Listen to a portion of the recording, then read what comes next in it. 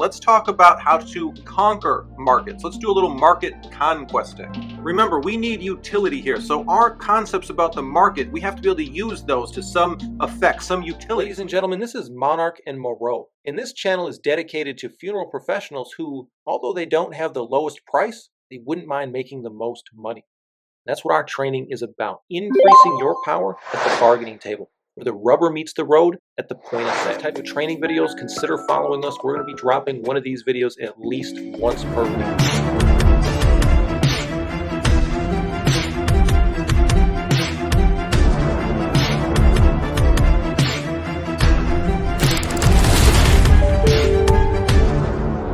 I just want to be real clear what the value proposition is here at Monarch and Moreau.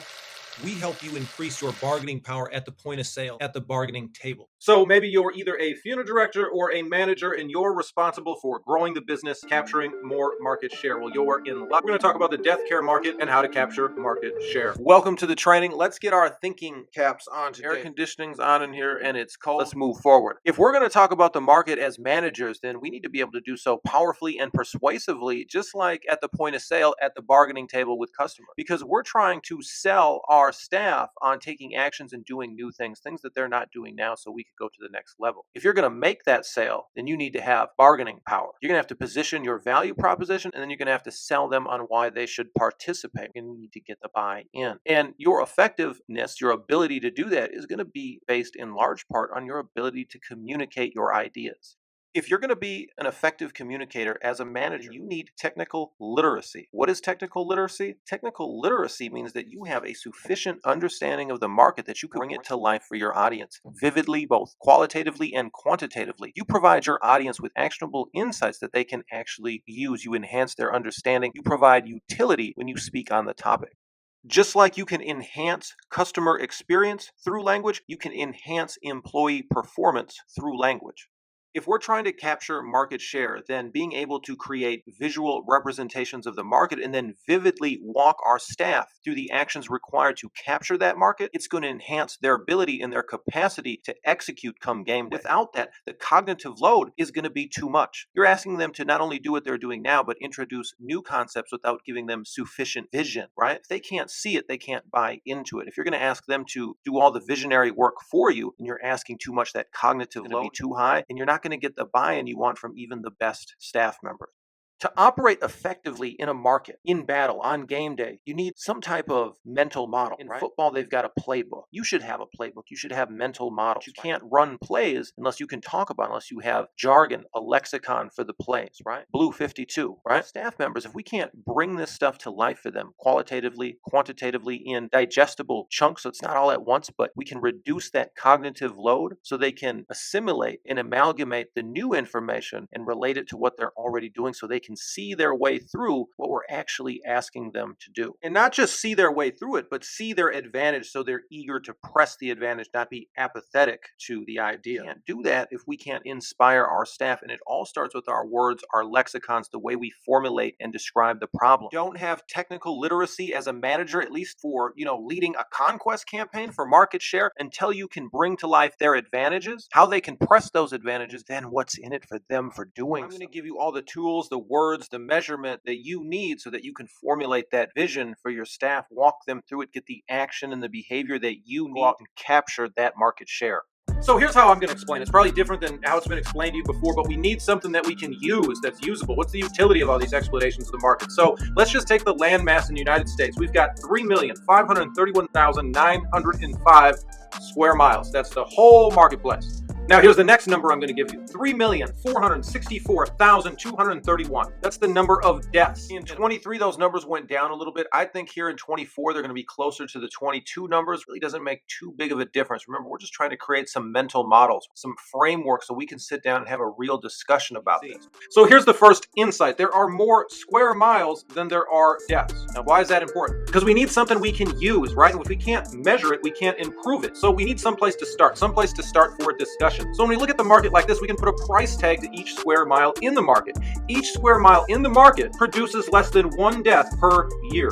Now, I know you've got at least a little bit of greed, and you need to, right? Your survival in the business depends on it. So we need to break it down a little bit more. We need to measure it. There's 3,143 counties in the United States. So I want you to write that down. And if we divide the deaths by the county number, we can start to put a price tag on counties. Each county averages 1,102.205 deaths per year. So here's where the rubber starts to meet the road, right? Because we have 91.82 total opportunities, total in-market potential prospects per county per month. 91.82. How many counties do you serve, and what do you think your market share is in those counties and maybe in your local market altogether? Let's talk about how to conquer markets. Let's do a little market conquesting. Remember, we need utility here. So our concepts about the market, we have to be able to use those to some effect, some utility. We're going to look at what the average U.S. county yields, what it's worth, and then we're going to go over some examples because many of you serve multiple counties. So we're going to break it down county by county and give you maybe a more usable way to look at the market. Now, we've got 92 opportunities per county on average in the United States. Now, how are those distributed across segments? Because we've got some for pre-need, right? There's people who are prearranged already. And then there's a large amount who are going to opt for cremation. And then we've got people who will choose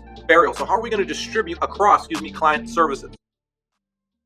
So here are our segments, nothing too complicated. We've got just under 92 market opportunities, 92 deaths. Now, some of those will be prearranged, some of those will go to cremation, and some of those will choose burial. If you're in a major market where you've got corporate players like the Neptune Society, Dignity Memorial, you're going to have folks that are already prearranged. I'm going to just guess that it's somewhere around 20%, but that's my estimate only. Like I said, we're going to have to make some estimates here. We're just trying to create a starting point for discussion, some way to conceptualize the market to make it usable in our strategy session. So we got prearranged at 20. That's my estimate. I think it's a reasonable one. And so out of those 91.8 opportunities, we reduced to 20% for prearranged. 60.5 of the remaining are going to choose cremation, and 34.5% will choose burial. Now, I didn't just make that up. I went to the National Funeral Directors Association webpage and took their most recent data. Okay, so real quick, just so we're on the same page, here's the math. We started out with just under 92 in-market opportunities, 20% reduction for prearrangement. So that reduces our number by 18.37 units. That gives us about 73.5 remaining for both cremation and at-need burial. So in the average United States county, every month, there are about 44.45 in-market opportunities for a cremation service. And there are just over 25 opportunities for a burial service. This is the average United States county. So when we're talking strategy, we're talking about market conquest. We want to go out and acquire some new market share. We need to put numbers on things. We need to measure things. Our starting talking point for the average United States county is going to be just under 92 in-market opportunities. 18 of those are going to prearrangement, 44 for cremation, and just over 25 for burial. We're going to continue to calculate the market value, and we're going to start to understand our market share. Now, when we're talking about the United States death care market, we're talking about going out and conquering and getting market share. We need to be real granular now. We need to take these three market divisions and we need to segmentize further. So we need to carry these forward. So for instance, if we start off with prearrangement, to any prearrangement, there's going to be an entry-level price, a mid-tier price, and a high-end price. Another way to say it, there's an entry-level product, a mid-tier product, and then a high-end product. And we can do that with the other categories as well. So really, we have three major divisional segments, but then we have three sub-segments to each segment, right? That's a tongue twister. And so when we're talking about market share, we've got to be real specific. What are we talking about here? Are we talking about market share in the mid-tier prearranged level, or are we talking about at-need cremations high-end? What are we talking about when we talk about market share?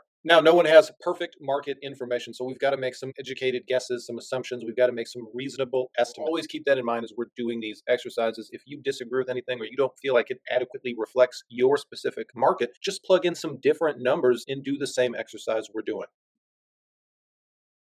So when I was making my estimates, here's what I did. I used common sense. I had some rough idea. I did some research, and ultimately I settled on this when it came to the price points for prearrangement. So this is right off of Choice Mutual's website, and they did a great job. This adequately reflects the market, in my opinion. So we're going to use this. Let's get into the price points. Bottom tier entry level, we're going to say $2,000, mid tier $4,500, and high end $10,000 or above.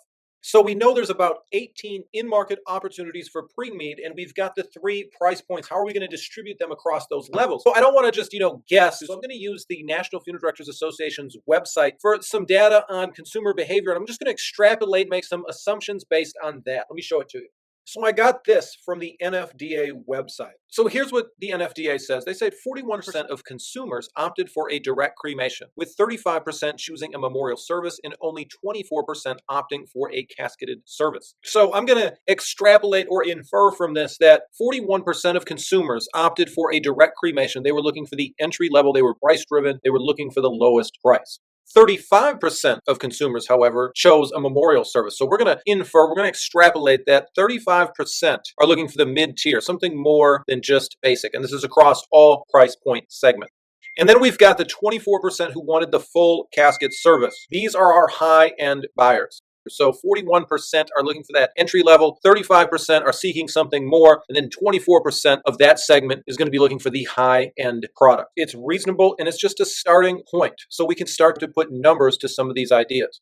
And then we're going to assume that this happens across all the divisional segments. Now, I think you could even segmentize further because even if you go, let's say, into one of the segments high end, there's a difference between that entry level high end, that C class Mercedes Benz, and that high end S class fully loaded Mercedes Benz. There's, a big gap there, and there's E class in the middle. So you could segmentize further. But for the purposes of our discussion, for a starting point, we're going to begin with 3 price points per segment and 3 divisional segments.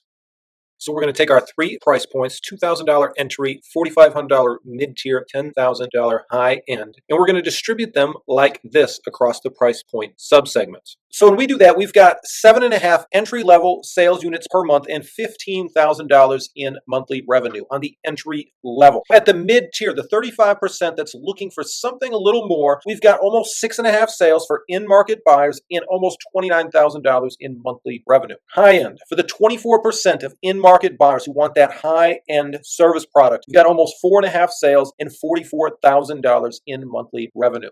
Based on that, we could say that in the average United States county, the pre-arrangement market, the in-market, is worth $88,080.75 per county per month. Let's do the same exercise with the at-need cremation market. In the next video, we're going to move from pre-need into at-need cremation, at-need burial. We're going to establish our price point tiers, but we're not going to overthink it. So here are 2 good resources that we're going to use to inform us when we establish those price tiers in the next video. Why is this important? Because if we're going to go out and conquer market share, we need to know what that looks like. How many deals does that look like? How many deals are in a finite market? People got to buy into it. They got to see that it's real. So we got to get real granular. And once we start putting numbers on it, we can start showing people what's in it for them, right? At least monetarily, quantitatively. That's what we need to do. That's why we need these concepts. We need to be able to tell the story of the market landscape.